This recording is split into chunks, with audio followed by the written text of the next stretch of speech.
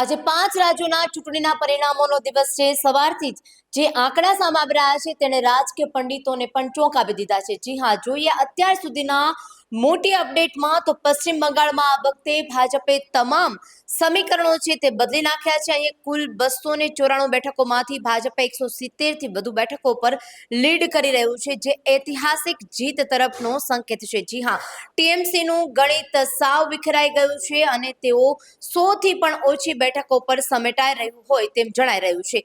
જો વાત કરી તમિલનાડુની, તો તમિલનાડુમાં થલપતિ વિજયની નવી પાર્ટી એટલે કે ટીવીકે સુનામી સર્જી છે। અહીં 100 થી પણ વધુ બેઠકો પર આગળ ચાલી રહ્યું છે। શાસક પક્ષ જે છે ડીએમકે એને અત્યારે ત્રીજા સ્થાને ધકેલાઈ ગયું છે અને માત્ર 50ની આસપાસની બેઠકો પર આગળ છે। કેરળ અહીં કોંગ્રેસ પ્રેરિત એટલે કે યુડીએફની 100 થી વધુ બેઠકો સાથે ભવ્ય જીત તરફ આગળ વધી રહ્યું છે। આસામ ભાજપની 80 થી બેઠકો પર લીડ સાથે ફરી સત્તામાં વાપસી કરી રહ્યું છે। જો વાત કરી પોંડિચેરીની, ત્યાંના મુખ્યમંત્રી સીએન રંગાસ્વામીના નેતૃત્વમાં જે એનસીઆરની જે બીજેપીની ગઠબંધન હતી બહુમતીની આંકડાને પાર કરી ચૂક્યું છે। ટૂંકમાં કહીએ તો આજના જે પરિણામો છે તે ક્યાંક ભાજપની હેટ્રિક છે તો ક્યાંક નવા ચહેરાઓના ઇતિહાસ રચ્યો છે। પડે પડની અપડેટ માટે જોતા રહો લલકાર ન્યૂઝ।